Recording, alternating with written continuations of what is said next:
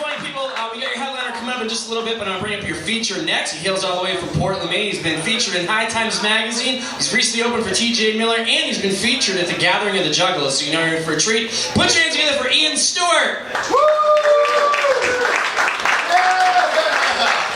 Gathering of the Juggalos, guys. You're in for a fucking treat. Yeah! Oh, fuck. How we doing tonight, guys? Good? Woo! One fucking person. There we go. Up front, how you guys doing? Good? On a date? Yeah. I like how you said yeah and she shrugged her shoulders. That's fucking good, dude. Good luck with that. How are you guys doing? Good? Having a good time? Fuck yeah. I loved you in The Family Addams. I thought it was a fantastic movie. Dave, that's what I was going to do. I was going to do jokes about Dave. I wrote a couple jokes about Dave. Give it up for Dave one more time, guys. Our host for the evening. Come on. Let him know. Dave, you look like an All Lives Matter spokesman. First one's pretty good. Dave, you look like everyone that sells swords at a flea market. And by swords, I mean swords. I didn't say that right. You have the facial structure of all the bad guys in Schindler's List. Yeah, this is my set. And last one I got for you is you look like hepatitis Mr. Clean. So you got that going for you, dude. Fuck yeah, we're in Manchester, guys. We got a fucking, we got a manly man right there in the fucking corner. Fuck yeah! Fuck yeah! I love being a manly man. Like, you look so manly that you don't watch football. You listen to it on an AM radio while you whittle shit. That's how fucking manly you are, dude. You look like you buy your condoms from Cabela's, dude. Hang up on a gun rack when you're done. Fucking manly shit, guys. There's a guy I'm looking terrible up here. Not good. Not good. If I take my shirt off right now, my torso would look like a pale gummy bear's face. Frowning at you. But I used to be cool. I used to be a fucking hipster, guys. I gained 40 pounds and I'm a townie. That's... No one cares about my, I thought Kim Deal was a lot better as a bass player in the Pixies, but no one gives a fuck. Also, you laughed too hard. That hurt my feelings. Thanks, man. Oh, man. Do we like weed in here, guys? I like how all the opening comics just had to say, you guys like weed? And they're like, yeah, fuck yeah. I love marijuana, obviously. When you look like a fat Kid Rock, you're gonna love the marijuana. I fucking love it. I've got my medical marijuana card up in Maine, right, for digestive issues, obviously. You guys are hurting my feelings. All right, fair enough. So my parents had a big my parents own a farm, and they had a big 4th of July feast this year. And after the feast, I was feeling a bit squeamish, so I went behind their house or their chicken coop and lit up an after-dinnerment. You know what I'm talking about, man? Lit an after-dinnerment, and I see my 5-year-old cousin coming running from the side of the house towards me. So like, I try to snuff it out quickly, right? But it's not quick enough, because he comes rolling up on me. He's like, "Cousin Ian."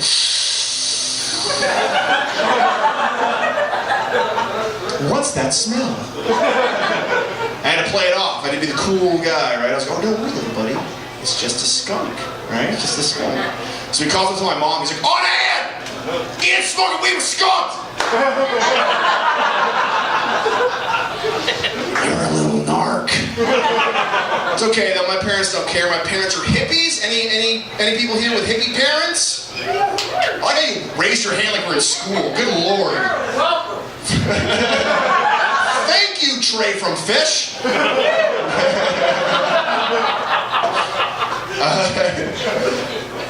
My parents are hippies. My parents are aging hippies, though. They're in their 60s. My mom is taking echinacea and ginseng and fish oil to live longer. My dad's taking LSD to live for eternity. He's going forever, bro. The first time I was ever caught with marijuana, sir, if you're asking, I was 14 years old. I was not smoking it. I was sudsing up in the shower, right? But my mom was going through my room like a DEA agent, right? Like moms do when you're a 14-year-old kid.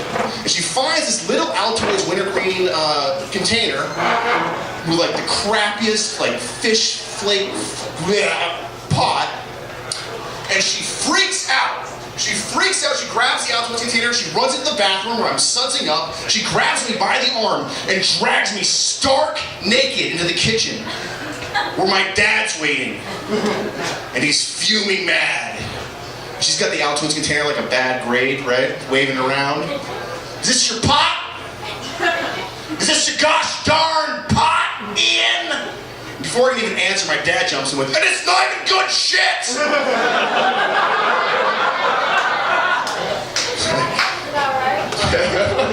You know my dad too? No, that's my dad. Yeah, it's your dad too? Well, that's the thing. Like, here's the, I had to be like, all right, Dad, A, I'm 14, B, I stole it from you. So get a better dealer, Dad. Fucking dick. No, I didn't say that. He broke my Jurassic 5 CD in front of me, actually. That's what happened. Oh, right.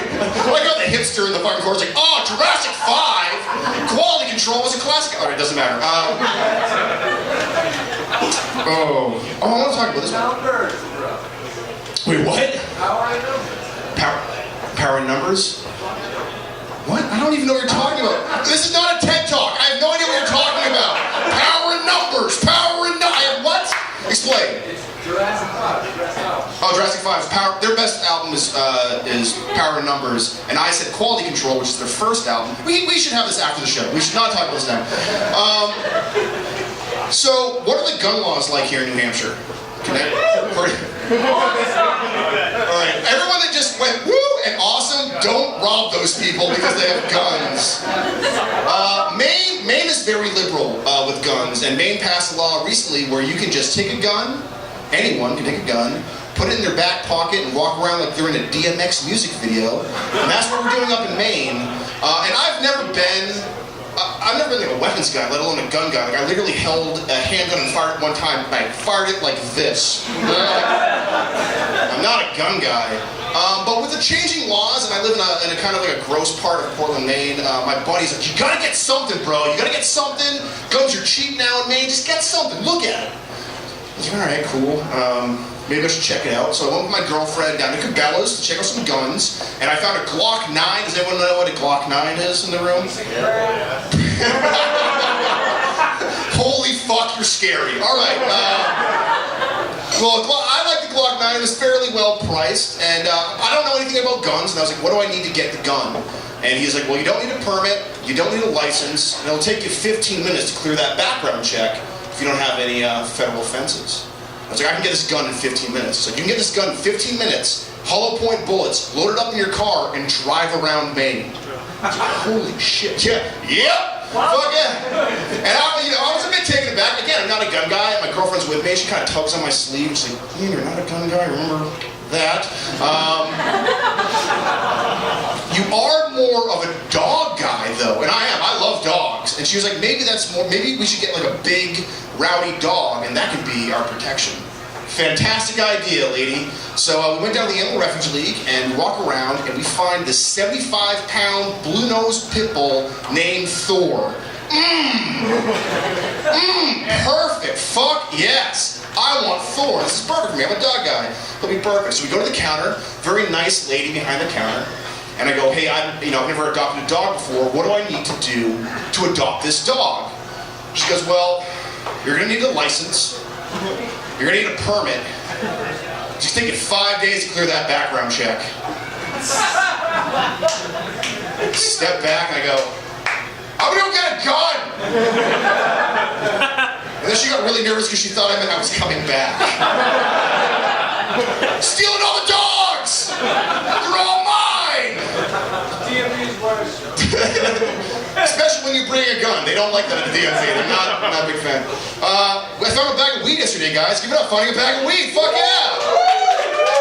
Finding a bag of weed is better than finding money, because if I found money, I'd just turn that money into a bag of weed. So really, God circumvented the events, guys. Give it for God, everybody! Nothing for God. Everything for weed. No, fine, Manchester.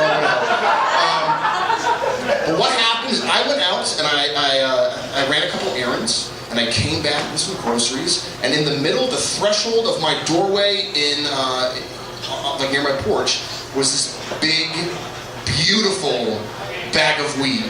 It was green and lush like a Vietnam vet's nightmares, guys. It was that good. All right, a little dark, fair enough. It smelled like two hippies fucking in a berry patch. Yeah, there we go. There we go. not as bad. It was, you know, it was some skunky stuff, right? It was the real deal. And so I bring it up to my apartment and I start smoking on it, but it's a sativa blend, so it starts fiddling with my mind, right? And again, I live in a weird part of Portland, Maine. And I kind of started going over, like, you know, how did this bag of weed land in front of my doorstep? Like, maybe it was like a homeless guy who was pissing on my building and it fell out of his pocket, or maybe a homeless guy was like banging a hooker and it fell out of his pocket, or maybe this guy is pissing on a hooker and I don't know what's going on. But now I have this homeless pisser weed and I'm smoking it and I'm freaking out. But what do we do, Manchester? What do we do when we get too high? Fuck yeah, we smoke more weed. I have never once asked that, and there hasn't been like a litany of people like, you smoke more weed, then fuck yeah. And so what happens, I smoked that entire bag of weed to the dome piece. All of it, I smoked all of it. And what I learned from that experience is before you go ahead and you smoke that entire bag of weed that you found that afternoon, make sure it's not the bag of weed you accidentally dropped earlier that morning. Because now I'm out of weed, guys. I got no weed. All plumb out of weed. Do we want more pot jokes or something else? Alright, this one has a serious twist, and I'm working on it, but my girlfriend, this is not a joke, I'm not even fucking around. My girlfriend recently beat cancer. Fuck yeah. Awesome. Before you get worried, she had stage 2 lymphoma. Lymphoma is a very treatable cancer, but it's still scary nonetheless. And when you're in Maine, they give you a medical marijuana card immediately when you get cancer, because regardless of how you feel about cancer weed, chemotherapy is destroyed, the effects of chemotherapy are destroyed if you smoke or ingest medical marijuana. And so it's one of those things where my girlfriend is really not a smoker, but we had to do it for this. And the only reason I'm telling you this is because I want you guys to know that when we got the medical marijuana butter, we weren't fucking around. Right? Like, this is the legit shit. And so her first, sorry, I just spit on you like a fucking shitty white trash fountain. Hepatitis! No, so we, after her first session, she comes back and she's like, hey, let's make some brownies and watch Game of Thrones together tonight and just chill out. Fucking perfect. That sounds badass. Because it's awesome. Yeah, it was great. And I was like, fuck, this is gonna be, you know, regardless of what the circumstances were, perfect. And so I make a platter of brownies for her, and I give her a brownie, and we go up to her bedroom and we start watching Game of Thrones. And 45 minutes in, the only way I guess I can describe that is she starts rocking back and forth the way a black blind singer does when he's singing. And she goes, oh my God, Ian, I'm vibrating right now. I've only eaten a half of a brownie, and I'm fucked up. How many brownies did you eat, Ian? And I looked at her and I was like, I ate 7 brownies.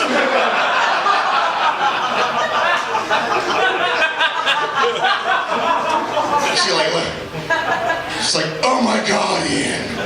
And I thought, like, I come from that school of like, I ate 7 brownies, I'm a fucking badass, I'm a beast. I thought she was like, oh my God, Ian, you hunk, right? But she was like, oh my God, Ian, you're gonna get diabetes.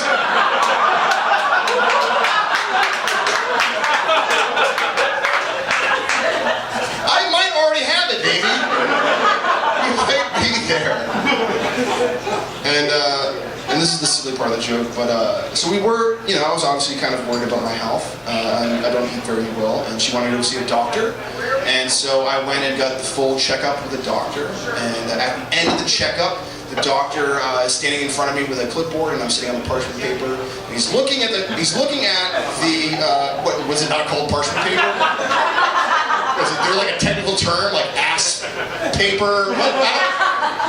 And so he's looking down at his clipboard, and there's a lot of silence, there's a lot of tension growing in the room, and I'm becoming very uneasy. And I break the tension, and I was like, Doc, give it to me straight. Do I have type 2 diabetes? And he looks up from the clipboard. Very slowly he goes, no, Mr. Stuart, I'm afraid it's worse. You have 2 types of diabetes.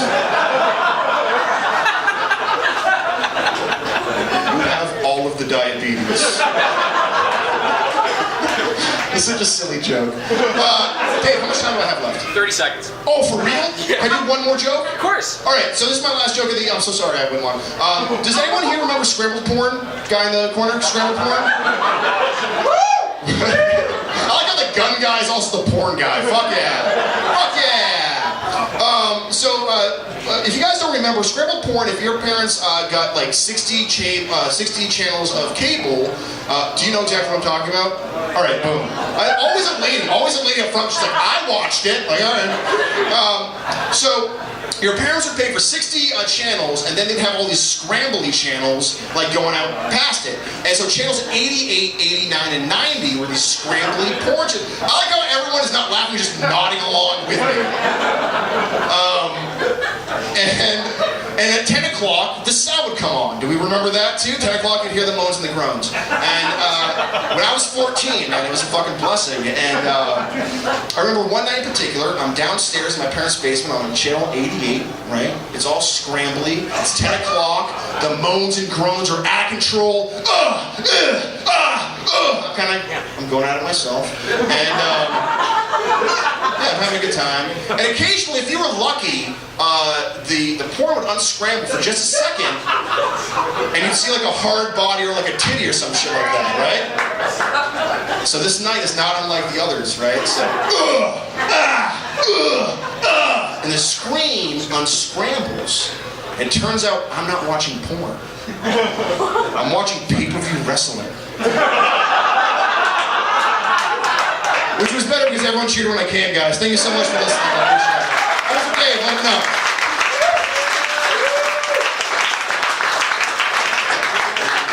Ian Stuart, ladies and gentlemen, make some noise for him one more time.